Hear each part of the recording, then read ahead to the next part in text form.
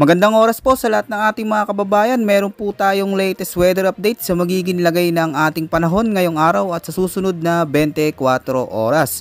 Ano nga ba ang inaasahan natin magiging panahon ngayong araw mga kababayan? Yan po yung ating alamin, lahat yan ang sabay-sabay mga kababayan, no? Dito po sa ulat panahon ko ngayong araw na ito.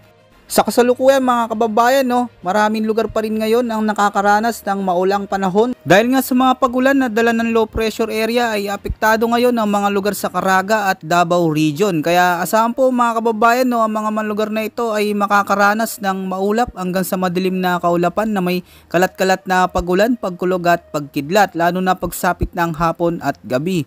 Hindi rin inaalis ang posibilidad ng mga biglaang pagbaha at pagguho ng lupa, lalo na kung magdudulot ito ng matitinding pag-ulan. Kaya patuloy po tayong mag-ingat, lalo na po sa mga kababayan natin na nakatira dyan sa mga nabanggit natin na mga lugar. Samantala mga kababayan, itong northeast monsoon naman ang malaking nakakaapekto. Dito po yan sa mga lugar sa Apayao, Cagayan Valley, kasama na rin ang Mountain Province. Dito din mga kababayan sa may Kalinga, sa Ilocos Region, Central Luzon at sa nalalabing bahagi ng Cordillera Administrative Region. Kaya asahan po ang mga lugar na ito ay magiging maulap hanggang sa madilim na kalangitan na may mga pag-ulan, pagkulog at pagkidlat, lalo na pagsapit ng hapon at gabi. Hindi naman inaalis ang posibilidad ng flash flood at landslides, lalo na kung magiging malakas ang mga pag-ulang dala nito. Kaya doble ingat pa rin po sa mga kababayan natin.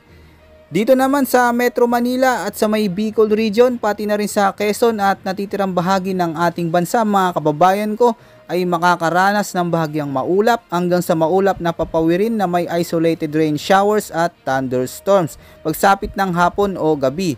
Ang mga pagulan naman na ito mga kababayan ay dulot naman ng umiiral na easterlies. Kaya sa mga kababayan natin, huwag po natin kalimutan yung mga panangga po natin tuwing may mga pag-ulan. Samantalang mga kababayan, kung napapatanong ka, sa ngayon nga ay mataas po ang tsansa na maging isang ganap na bagyo itong minomonitor natin na low pressure area sa mga susunod na araw. Ayon nga sa Tropical Cyclone Threat Potential ng Pag-asa at abang maaga po mga kababayan, at kung sakali nga mga kababayan ko na lumakas ito at maging isang ganap na bagyo ay tatawagin ito ng Pag-asa bilang Bagyong Kerubin. At dito nga mga kababayan ko, makikita nga natin sa forecast track na ito ay posible nitong baybayin ang malaking bahagi ng Mindanao. Kasama na rin ang bahagi ng Visayas, kaya asahan po natin mga kababayan ang maulang panahon lalo na sa dadaanan nitong posibleng bagyo.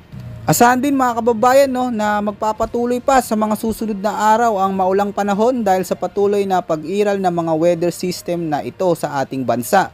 Yan po muna ang latest weather update natin at ulat panahon ngayong araw mga kababayan ko. Ito po ang inyong weather forecast ng bansa. Maraming salamat po at ingat po sa ating lahat.